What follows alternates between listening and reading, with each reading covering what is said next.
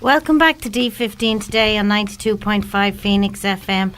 And in our studio we have with us Amy Collins. Good morning, Amy. Good morning. And Amy's here to talk about she's helped to care for her sister, Chloe, who needs 24/7 care. Can you tell us a little bit about Chloe and, first of all, yourself? Do you know what yourself? Well, I'm 21. I'm a student in NUI Maynooth and I'm studying community and youth work. I hope to be a youth worker one day. I do a lot of work with special needs, which I don't think I would have gotten into if it wasn't for Chloe. I always said I was going to go into business, but with my sister and growing up being a carer, I just absolutely fell in love with caring for other people. So that's the way my life has gone now. Oh, yeah. This is because of your sister? Yeah. Oh. Yeah. So tell us a bit about Chloe. Chloe was born and it was all normal, and then complications after birth led to the diagnosis of cerebral palsy. She has, which is a brain condition, so she's brain damaged in part of the brain, so her brain can't control her muscles properly.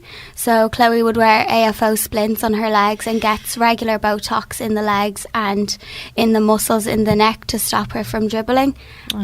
She has epilepsy as well, and she has a sight condition, which means she doesn't have peripheral vision, so she can only see straight ahead. If she wants to look left to right or up and down, she has to move the whole head. Chloe also has a learning difficulty, which means she's 14 years old but would have the mental age of a 4 or 5 year old. It's 24/7 job. And that's between yourself and your mum? Yeah, and my sister and my dad. It's a shared responsibility. She's the youngest in the family? She is. She's the forever baby. And how are your family coping? It's a weird one. My mother was actually a nurse for 25 years in the Children's Sunshine Home, working with children with special needs who would be in hospice care, and she left that job to care for myself and my other sister, and then Chloe came along, and that's when we started thinking that, something above us gives children with special needs to the right people. Yeah. But to be honest, from when we were kids, we never noticed Chloe was different, nor had I ever considered myself a carer, because that life is so normal to us. It's an everyday thing. Because you love her. Yeah. And no, she's it's not part a of job. you. It's not a job at all. It's just what you do. It's part of your life. Yeah, it's an everyday. So you didn't feel like you missed out on anything in your childhood growing up? Sometimes, yeah, you did, because suddenly, Chloe was the centre, and before it had just been myself and my sister, so it did become hard because everything now revolved around another child. But I say that without the slightest bitterness, because everything about her is just, she radiates happiness. But just the chance to be kids, sometimes you had to grow up very fast, but just the chance to actually get time with mom and dad alone could be hard. But I don't regret it one bit. That's one thing I'll say. Yeah. Never. And is there a respite care that you guys would have? There is. There was a lot more respite a couple of years ago before obviously the cuts came. So now Chloe has a wonderful respite family, Paula and Greg. She literally refers to them as they're her second family, they're her best friends. They take her once a month for a day and then once a month for an overnight stay. And everyone's like, oh, that must be great, that must be great. You will never understand how amazing that is for somebody. Just take her for a few hours, because it just gives us a chance to actually do something as a family. Do you know, because obviously restaurants and stuff can be quite difficult. Just to actually be with your parents on a one-to-one basis. So you have that few hours, and I mean, it's only an overnight or a few hours. Just to spend that time with your mum and dad. Or even just recharge. Everyone thinks, oh, grand, you can go to the cinema, you can do whatever. Sometimes you just need to relax, because you need to get ready for the fact you have to do it again for another month. So it can be hard, but never, ever, ever look back on it, because she makes it worth it, you know what I mean? Yeah. And how did your mum and dad cope? Quite well. My mother is probably the strongest woman I've ever met in my life. Really? Yeah, definitely. Oh, that's nice. No, honestly, if there was ever an inspirational woman, it is herself. And my dad, I don't know how he does it, because he works long hours to provide for the whole family. I think my parents, though, along with me, something that people fail to realise is how uncertain the future is for us as carers. My future is uncertain. I have to plan everything around what could happen. So things like money, what career I choose, what I'm going to do, because one day it's going to be myself and Lynn, which is my sister who's 19, it's going to be our responsibility. So everything needs to be stable, and not just because you have to do it, but because you want to give Chloe absolutely everything she needs and wants. And it's just... There's not a lot of young kids, like I know you're 21, but you've been doing this since you were a kid. Yeah. There's not an awful lot of kids out there that would probably take on this. Would there be take on that role of carer? The thing about it is that a lot of people do come up to you and they say, oh, I wouldn't have it in me to be a carer, I wouldn't be able for it. But I think when you step into that role, you don't realise you're doing it, and you do it because it's just life. It's what you end up having to do. Well, you've known her since she was a baby. Yeah. Yeah, I get that. So it's like, I never considered myself a carer. None of us did. And it was only when the National Carers Week, when we were approached about it, that we went, do you know, we actually are carers. Because it's just life, like. Mm-hmm. So. What do you think of all the cuts? Oh, the cuts have affected our family hugely, on the basis of, you know, I hate to say it, but if I could ever speak to somebody, you know, free medicines is one thing, your parking tickets for like the disabled parking, but we would give that all back, no problem, to just like have a normal daily life, because the cuts meant that for a while Chloe's medical card got taken off her. What? Yeah, so we had to fight to get that back.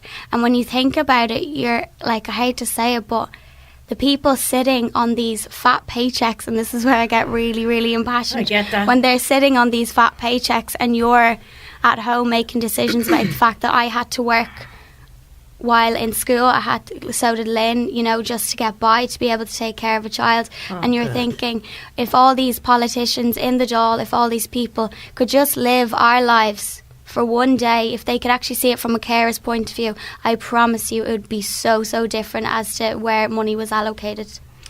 Well, as you know, our new Taoiseach is from our catchment area here in Dublin 15, Leo Varadkar. Probably wouldn't be listening right now. But if he was here now sitting in front of you, what would you say to him? He has a lot of work ahead of him if he is to change what his party in particular has done in the past, as well as other parties. I do believe that, and this is just my own personal opinion, he is coming from a certain mind frame, he's coming from a certain class, and he needs to step and just, you know, look into other people's lives and not just look at the figures and the numbers, because you need to actually listen to people's stories to understand what other people are feeling. I feel like he always has a sympathetic approach rather than an empathetic approach, and I feel you really need to be empathetic if you're ever going to understand what the people who have voted your party essentially in actually want. And he's a doctor, yeah, so he should know. Oh, he really should know. He should know. Whether he gets his finger out or whatever, I don't know. You know, it's remains to be seen. But I mean, to have to put all this on young kids, you know, whereas if the help was there for your parents, you know, like the respite, even if it was just one day a week for your parents, you know, so you and your sister or your siblings could be children, growing up, and teenagers. Because we were just talking about teenagers earlier on. So your mum and dad had that on top of your sister not being well, but at the same time, like, you couldn't be like a normal teenager because you were caring for your sister. You had to help, you know. So, like, how'd your friends and stuff, like, how would you have Well, when we were growing up as teenagers, one of the things where it was myself and Lynn found, probably subconsciously, we were very selective as to who we brought to the house, and you could always judge who people were with how they acted around her, because certain people you bring to the house, and I'll never forget, it's maybe sometimes I think it's fear. They Yeah. don't know how Yeah. they should act around certain people. But as I've said, and anybody will tell you, they are no different. Her personality is so bright, and she will tell you when you're wrong, and she'll put you back in your box, not a bother. Does to she her. speak? Chloe does speak. She has problems with her speech, and her speech therapy got cut, so we're trying to get that back. But like as I said, you can judge people by how they treat other people, and that's one thing that as a carer I've learned. Like, I will never ever go back on anything, because I've grown so much as a person from how my life has taken its course. Yeah. And you become selfless, and you learn to love people and not judge and not take people for face value, because a thing that happens a lot is people stare at her, like, I don't mind kids doing it, you really don't, but I just wish people would ask questions rather than blankly stare, because even Chloe herself will say to a child who's staring, oh, those splints, they help me walk. Do you know what I mean? So you need to look beyond the face value, because she's well capable. So she can walk. Yeah, she can walk. And it was amazing, because when Chloe was born, and for the first 2 years or so, she spent a lot of her time in what is now the Laura Lynn Hospice. Yeah. Yeah, Chloe, Yeah. which is where my mother worked. So Chloe spent much of her time there, and we were originally told she'd never walk, never talk, And now she's be walking. tube fed. Now she's running. She plays bowling for Special Olympics. Are you serious? Yeah, she won the silver and the gold in her Eastern region, Wow. and she's just exceeding Amazing. every expectation in the entire world. And if I ever saw any of them doctors, I wouldn't even need to say anything. I'd literally stand her in front of them, and she'd tell them herself how amazing she is. And that's the one thing that I have to say. The confidence that these children especially have, like, it's like the world hasn't gotten to them. Society and everything that's wrong in this big bad world hasn't gotten to them. She's so pure and innocent, and she radiates happiness, that she'd walk into Dundrum Town Centre, and she's walked into Blanchard's Town Centre, and she's walked in, and I don't know why, but she walk in the door and she just scream at the top of her lungs, I am the greatest, for no reason. And you can just look at her and say, do you know what, you are the greatest. So Yeah. yeah. Yeah. Amy, can I God. ask you, you said that sometimes we other people wouldn't understand the practical issues, say, with even going to the cinema and stuff like that. Are there practical things that, restaurants and cinemas and stuff could do to help? There is. What I always say is that people are always like, oh God, we need to, help the disabled, blah blah blah. But like, people think, oh, we need to do certain things. But if everything in life was, helping, like, was there to aid them, do you know what I mean? Like, even going to the cinema, sometimes you need to go to certain films, you need to go to ones where there's subtitles, you need to go to certain special needs screenings, things like that. And the world is not, even now in 2017 in Ireland and in Dublin, everyone thinks, oh, we've come such a long way, and we have, but the world is not equipped for people with special needs. They need to change themselves to be able to fit into society, rather than society fit around their needs, which I don't think is fair, considering we fight for equality on a daily basis. But I think it's not so much about equality as it is about equity. Right. So And do you think that, say, for example, a cinema there and, subtitling that, should they be putting on special presentations, or should they be adapting the existing presentations? I wouldn't say adapt every presentation, because that doesn't equal equality either. Then you and I would have to sit through a film every day with subtitles, and that can be annoying. But what I'm saying is that sometimes it could be once a month that you'd have a special screening for special needs. And I know Dundrum in particular are getting so much better with that, in relation to, they have like special needs screenings for like, but they're always in the morning times. They're always, they're not aimed at young people with special needs. Right. They're aimed at the older generations. Yeah, and do you think that there's a forum and a way for you to give those what sound like very practical piece of advice, which I'm sure cinemas would like? Maybe they just haven't thought sufficiently about it, and maybe they would welcome ideas like that. Because you have Dundrum Town Centre would be near you, would it? Yeah.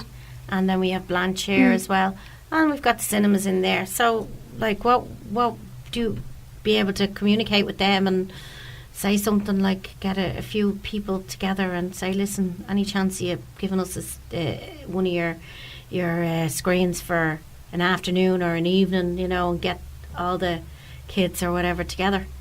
you know. Well, you see, that's the thing. They are becoming a lot more active in that area, and that they good. do, like, they do Yeah. have certain screenings, Okay. but it's just general things of, like, it's not an everyday thing, you know. It's hard to plan around certain Oh, you things. have to go and book them. Yeah, in advance, and then on the day something could happen Yeah. in which you can't then go and do it. So then you have to do the phone call of, I'm sorry, I can't go, blah, blah, blah. Yeah, yeah. But I don't know, I think with people in general, I just wish people were more understanding of our situation, because even things like, you know, you'd make plans to go out, oh yeah, I'll meet you for a few drinks, last minute I can't go, and then you don't want to turn around and say, well, it's because of such and such, so you just say, well, I'm not in the mood. But really you have to understand that our days, our jobs and our lives revolve around one little 4'11" boss of the house, and she... And do you think people wouldn't be, you'd think people generally are not understanding of that situation if you explained it to them? When you explain it to them, it's kind of just like, oh yeah, but you've been doing it years, like it's grand, you know exactly what Okay. you're doing. But it's a thing They're too again simplistic of, about yeah, it's like we get up at the crack of dawn. Like her bus collects her for school at 7:45 in the morning. Everything is done before that. She goes to school, Yeah. she comes home, and then it revolves around her again. Yeah. It's How long is she in school for? in the daytime. Like the daytime, yeah. The bus collects her at 7:45 and I drop her home for 3:00, and It gives your mum and some Yeah. kind of space. it does. And then she gets home, and part of Chloe's condition is everything is routine and everything is repetition, and Yeah, you it can have be to, quite yeah. comical, but at the same time it'll go through your brain. Yeah. It's the thing of, I'm watching Doc McStuffins or Peppa Pig or Minnie Mouse, and she'll watch the same episode over over and over, and then Well, I dinner know. time. Because, you know, when you have kids, Yeah. the same thing. I mean, I remember one year Very Merry Christmas songs or something was my daughter's, and you had to keep rewinding it. And Yeah. it was like, I know them off by heart. I still do. Yeah, and it's the thing So then it's at like- dinner time, you sit there, that's my knife and fork. If another person comes into the house, oh no, they can't sit in that seat. Everything has to be as it is, and that's when restaurants can be quite difficult, because it could take 4 or 5 things of musical chairs before she's settled, and it's just, Yeah, but I it can get be that. quite comical. Yeah. It is quite Yeah. comical. But have you experienced restaurants where they haven't been accommodating or sympathetic to that? Or? I've experienced, I won't name the restaurant. Yeah. There's a restaurant in Dundrum Town Centre where we were, and Chloe, obviously, as I said, her sight is deteriorating, and there's a huge possibility she will eventually be fully blind. But she knocked a milkshake off the table, and it smashed everywhere. And the waiter came over, and he was probably there was 2 waiters in my entire life that I've come across that were the nicest people ever in relation to Chloe. And he came over, he replaced the milkshake, the whole lot, but his boss turned around and was like, really, what are you doing? You're wasting time. And he sat down with her and he read the menu. She can't read, but she points at pictures. This is what I want. And that gentleman who I ended up writing to Eddie Rockets about spent 20 minutes with her, and his boss ended up, I heard him giving out to him for doing what he did, which made Chloe's day, and she spoke about it for 3 weeks after. That's my new friend there. That's my new friend. Yeah, That's you lovely. see, Yeah. people don't understand, like, you know what I mean? It And takes time. yeah, and you hear all these stories of the likes of that in the restaurant, and where they take their time and they give the like that kind of, they're not, you know, making them feel, you know, It's not condescending, different or but it's- condescending. Yeah, it's like they're treating them with respect, Yeah, and like the way they would treat you and me, And that's it. the way it should be. like literally 10 minutes of his day Yeah, made her happy for 3 weeks, and then we returned yeah. again and again. Do you know what I mean? Yeah, So- but he actually just genuinely sounds like a really nice guy. Oh, no, yeah, and I actually know him now because of Yeah. the situation, Yeah. and he is. And we were in the Thunder Road Cafe there for Lynn's birthday recently, and there was a waitress there, Aoife, who I've also written to them about. And I mean, Chloe is still every day. Oh, can we go back there? I need Yeah. to see Aoife. Well, if because there's no- she And you know, just- this is what's going to happen as well. Like, I mean, if you're going to have them kind of experience, like you say, you're going to write a good complaint, or not a complaint, but a good story, and that gets out there. It's the old saying, like, you know. Well, there's something like good customer service, I think, for bringing people back, and that was a brilliant example of it, isn't it? Amazing Yeah. example of it. Yeah. Well, just before you go, I just wanted to bring up, it is Carers Week, you know, and so if anybody wants to hear about anything that's going on during Carers Week, you contact www.carersweek.ie/events. Am I right there? And will you guys be doing anything for Carers Week? With Chloe? Yeah. Well, Yeah, it's a celebration. well, You guys celebrate yourselves. the thing about it is actually every day is a celebration, trying to pull her away from that TV to actually find something to do. So, Yeah. you know, like as I said, every day you wake up, you do what you have to do, but you know, it's one of them things where you go to bed and you squeeze her so tightly and you just thank God or whatever's up there that she is in your life. Because if I can say one thing before I go, it's that people always say, Amy, Chloe's so lucky to have you and she's so blessed with the family around you, and I can't say it enough, I am the lucky one. Yeah. And we are so blessed to have her rather than the other way around. Yeah. That's very interesting way of looking at it. For a and 21-year-old it's now, incredible. like, we're too old. Well, he's an old fogey, I'm not. He's getting Careful now, Debbie. But for a 21-year-old, you're so articulate and your Well, Amy, you attitude. said that your mother was a very inspirational person. know, I have to say, yeah, you're a great so- inspiration as well. You're a credit to your parents, you know, and you are an inspiration too. And that's the plan now through youth work, is to integrate special needs with, you know, able-bodied young people, and just realise that there's not really that much difference. As Chloe's thing at the moment is, as it's up to what I want a boyfriend. When I'm older, I'm going to have a boyfriend. Oh, tell her she's not missing That's anything. what I says, Chloe, I promise you, like, you're not missing that Been there, much. done that, worn that T-shirt. You No, women, Chloe. what do you like to Chloe, do? you're not missing anything. Anything. Stick with the girls. Have your friends. And Amy, I just say don't give up on the business ambition either, because you know caring is a business as well. Do you know what I mean? There are business aspects to it as well. So just being a carer doesn't mean that you have to 100%. No, I give up fell on out that. of love with business. Did you? I've fallen in love with youth work. I'm travelling Fair to enough. Moldova now in July, Yeah. Oh, where I'll lovely. be working with special needs young people, trying to get them into a youth club there. That's and brilliant. like, I realised that business was more of a, this will be financially stable. Youth work and working, especially with young people with special needs, it's a vocation, and it's literally what I'm meant to do in life. Fair enough. So, Well, thanks so much for No coming bother. in. I really enjoyed the No chat. bother. That was good, wasn't it? For It was more than good, it 21 was. years of age. Very interesting. I'm telling you, fair play to you, and keep it up, and give a hug to Chloe for us. I All will. right? I will. Thanks so much. We're going to go and have a tune now. We'll see you back in a few.